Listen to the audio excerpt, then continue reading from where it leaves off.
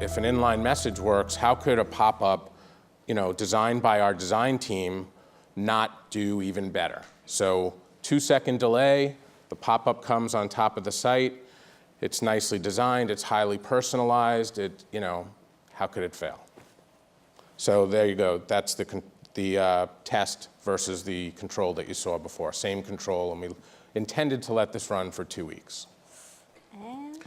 And it failed. So that was good news in a way, I guess.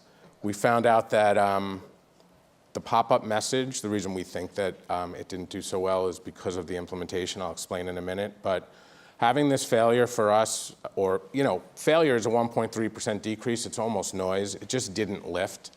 But having that helped us validate the metrics. We didn't want to rely on a third party and just consistently see lifts and try our hardest to try to find holes in it. It was nice to see that these are honest results. Not everything's going to be a winner. So this one in particular wasn't. So I don't think that there's a marketer out there who hasn't, shook their fist up at the sky and asked this question. But how did your team go about figuring out the answer to this? Well, it wasn't exactly a science. Unfortunately, I went around before this test ran telling everyone how amazing it was going to do. So I took a little bit of heat for that.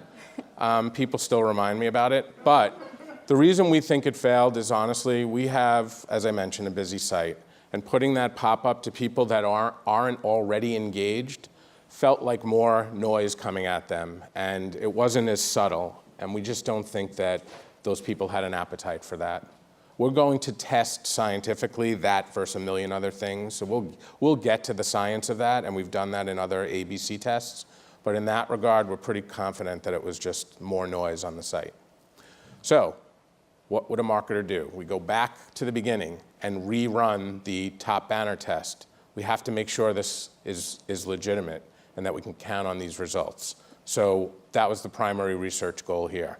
Can we repeat the strong lift of the first test? Yeah. And just so you can all see, it was exactly the same. It had the same 2-second delay, same banner, same message variations, but 15% lift, which is great because we let this run for another 16 days after the initial 2 weeks, and we continue to use it today. We don't put it up every day because of the fatigue factor. We're just starting out. We're going to develop at least 7, so you don't see the same one every day. We'll take breaks on certain days, and we'll work with the partner to make sure that we have the best optimized experience. But 15% lift was great to see, and it's settled in there. There's peaks and valleys on certain days, but over the 30-day period to see a 15% lift sustained is really good news.